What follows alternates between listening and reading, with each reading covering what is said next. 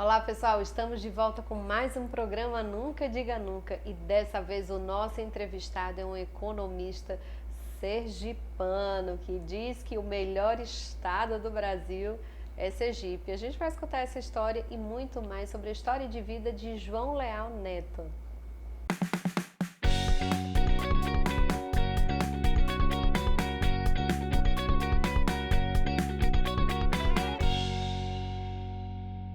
A gente sabe que João Leal possui uma carreira de executiva. Me fala um pouco da sua carreira. Você presidiu algumas estatais no nosso país.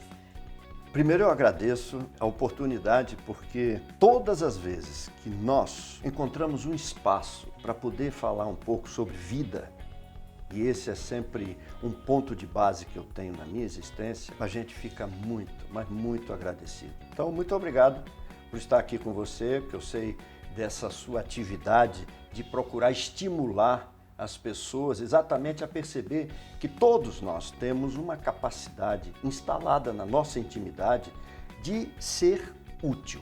Isso é muito importante. Talvez o trabalho que eu tenha feito em estatal, na área pública e como um profissional, eu digo que eu sou um economista e dos ruins. Por que dos ruins? Porque a minha conta 2 e 2 tem que dar 4. Isso é conta de padaria. Para isso você não precisa ficar 4, 5 anos numa faculdade. Mas eu digo que os bons economistas, a conta deles nunca fecha, né? São números engraçados. 2 vai dar 7, 2 e 3 dá 30 e depois, quando a conta não fecha, eles voltam e dizem, sociedade, eu preciso de mais dinheiro. Não é isso? Por aí. Então, por isso que eu digo que eu sou dos ruins. Mas eu acho que esse lado foi gratificante na minha vida para me dar formação, né?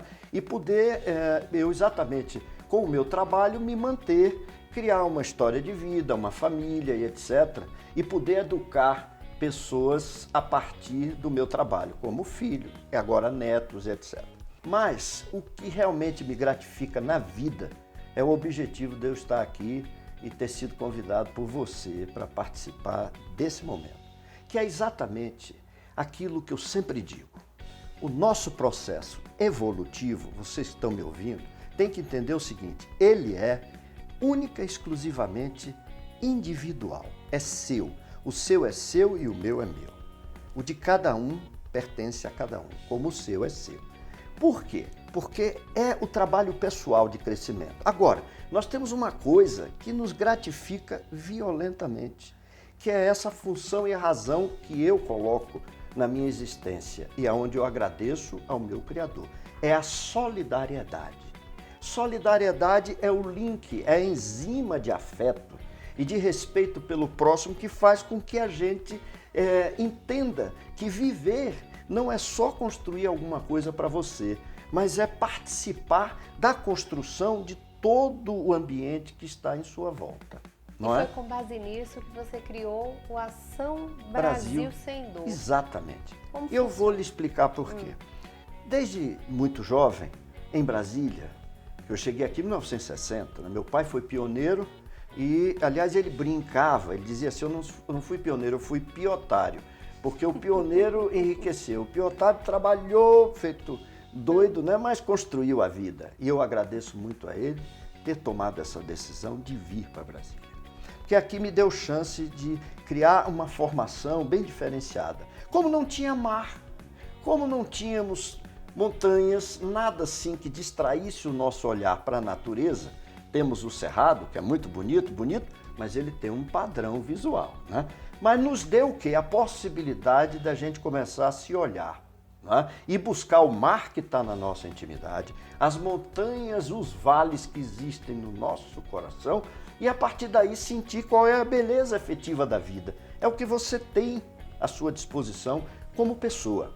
E nessa época, eu, mais ou menos com 17 para 18 anos, um amigo, eu cito a história dele porque para mim foi o grande começo.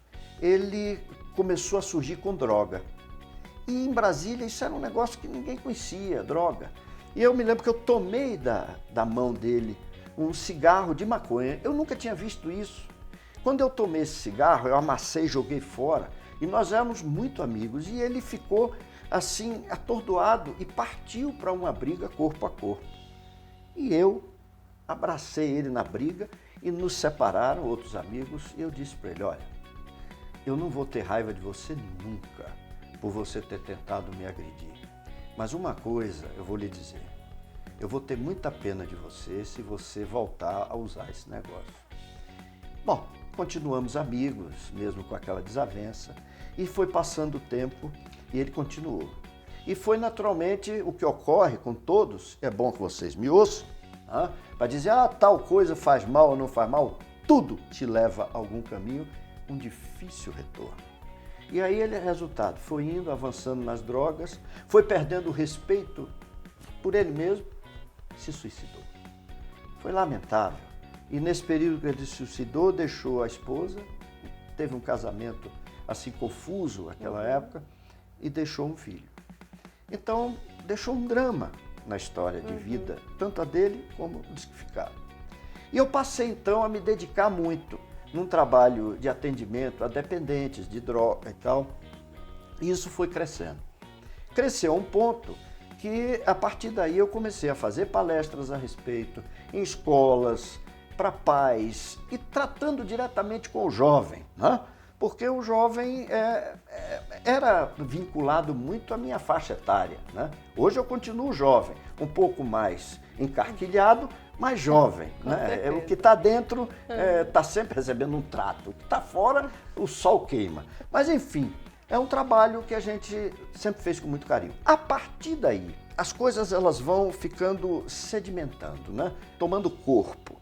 Passei a ter colaboração de outros interessados nisso também e ampliamos esse trabalho. Chegou um ponto que eu comecei a receber uma outra solicitação de ajuda de alguns pais que diziam, olha, meus filhos, minha filha, etc., está começando a se cortar. O que é isso? Nossa. Aí é onde vem a automutilação. E nós começamos então a procurar entender esse processo. E como eu sempre tive muita oportunidade de lidar com o jovem, conversar, né? Até porque eu tenho algumas ferramentas que ajudam isso. Sou motociclista, né? Gosto de esporte, então essas coisas todas criam uma empatia. É jovem. Né? É jovem. E aí eu comecei a ver o drama, acompanhar. E aí as pesquisas, o envolvimento, conversei com muitos psicólogos, psiquiatras, que aliás me ajudam muito nessa tarefa, porque a gente troca informações. Porque muitas vezes eu digo para um profissional da área, eu digo, vem cá, o que é mais fácil no primeiro momento, um jovem, procurar um profissional da área ou procurar um acolhedor? Aí eu me intitulo um acolhedor, né? Aí o próprio profissional diz, o acolhedor.